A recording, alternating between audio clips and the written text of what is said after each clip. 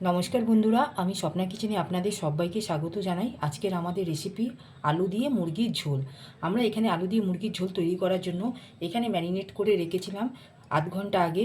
মশলাগুলো আমরা মাখিয়ে নিয়েছি। যে মশলাগুলো মাখিয়েছি সেগুলো আপনাদের একবার বলে নেব।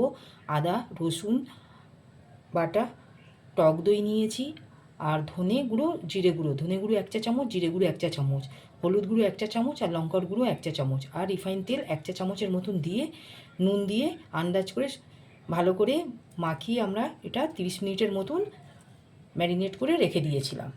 এইবারে আমরা গ্যাসের ফ্লেমটা অন করে নিয়েছি, কড়াটা বসিয়েছি। কড়ার মধ্যে আমরা এখানে তেলটা দিয়ে দেবো। কড়াটা গরম হয়ে গেছে, আমরা এখানে তেলটা দিয়ে দিলাম। তেলটা গরম হয়ে গেছে, এখানে গোটা গরম মশলা আর তেজপাতার ফোড়ন দিলাম। এখানে গরম মশলাটা ফোড়ন হয়ে পুড়ে গেছে। এবার আমরা এখানে বড় সাইজের দুটো পেঁয়াজ পিস পিস করে কেটে নিয়েছি, সেটা আমরা দিয়ে দিলাম। পেঁয়াজটা আমরা নাড়িয়ে ঠিক লাল করে ভেজে নেব। পেঁয়াজটা এখানে আমাদের হালকা লাল হয়ে গেছে। ঠিক এই স্টেজে আমরা এখানে 1 চা চামচ আদা রসুন এর পেস্ট দিয়ে দিলাম, আর একটা কুচনো টমেটোর আমরা দিয়ে দেবো। টমেটোটা যাতে গলে যায় আমরা এখানে সামান্য নুন দিয়ে দিলাম। এখানে আমাদের টমেটোটা গলে গেছে। ম্যারিনেট করা মাংসগুলো আমরা সব দিয়ে দিলাম। সাথে এখানে আলুগুলো রয়েছে, সেগুলো আমরা দিয়ে দেব। এখানে আমরা আলুটাকে ভাজিয়ে নিই, ঠিক এই মাংসের সঙ্গেই আমরা কষিয়ে নেব।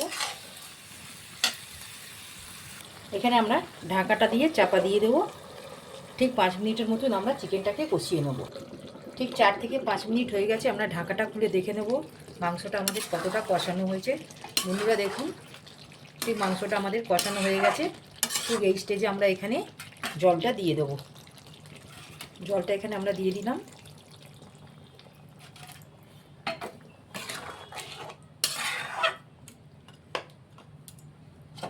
দিয়ে আমরা চাপা দিয়ে দেবো। ঠিক 5 মিনিটের মতন লো ফ্লেমে আমরা আলু আর মাংস ভালো করে সেদ্ধ করে নেব।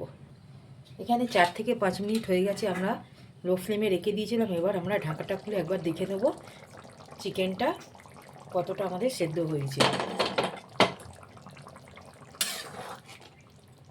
বন্ধুরা দেখুন, আলুটা আমাদের ঠিক সেদ্ধ হয়ে গেছে। ঠিক এই স্টেজে এখানে আমরা 1 চা চামচের মতন গরম মশলার গুঁড়ো দিয়ে দিলাম।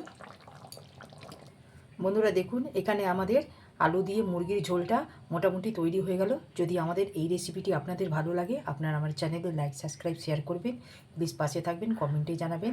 আজকের মতন আমরা এখানে ভিডিও সমাপ্ত করলাম। নেক্সট ভিডিওতে নতুন রেসিপি নিয়ে আসবো। ধন্যবাদ।